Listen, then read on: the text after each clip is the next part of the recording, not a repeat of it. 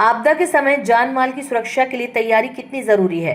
इसी उद्देश्य से भोपाल की 11वीं बटालियन एनडीआरएफ इन दिनों प्रदेश के अलग अलग जिलों में आपदा प्रबंधन की मॉक ड्रिल और प्रशिक्षण कार्यक्रम आयोजित कर रही है।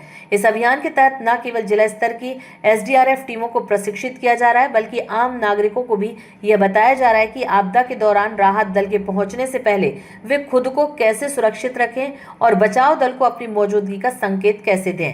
रतलाम में आज भूकंप जैसी आपात स्थिति को ध्यान में रखते हुए मॉल और बहुमंजिला इमारतों में फंसे लोगों को सुरक्षित बाहर निकालने की मॉक ड्रिल की गई। इस दौरान एनडीआरएफ टीम ने रेस्क्यू ऑपरेशन का लाइव डेमोस्ट्रेशन दिया, जिसमें ऊपरी मंजिलों पर फंसे लोगों को रस्सियों के माध्यम से सुरक्षित नीचे उतारने की प्रक्रिया दिखाई गई। साथ ही यह भी बताया गया कि आपदा के समय घबराने के बजाय किस तरह संयम रखते हुए सुरक्षित स्थान पर पहुंचा जा सकता है।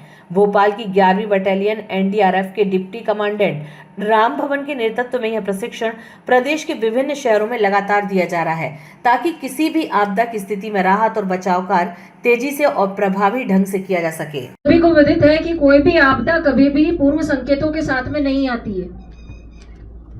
हर प्रकार की आपदा की तैयारी हम लोग कर लेते हैं, ऑलमोस्ट सबकी तैयारी रहती है, जैसे बाढ़ नियंत्रण है, सूखा प्रबंधन है या और कोई भी आपदा होती है। लेकिन भूकंप की तैयारी बहुत मुश्किल होती है।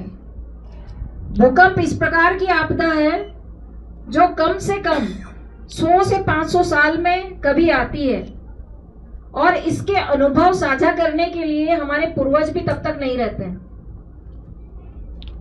जापान के जो भूकंप की स्थिति देखे, वहां पे फ्रीक्वेंट जो है इस प्रकार की आपदा आती है, वहां की टीम बहुत तैयार रहती है। हमारे यहाँ पे सिस्मिक जोन 3 में हमारा नर्मदा घाटी क्षेत्र का एरिया आता है और हमारा रतलाम सिस्मिक जोन 2 में आता है, लेकिन इससे कभी भी इनकार नहीं किया जा सकता।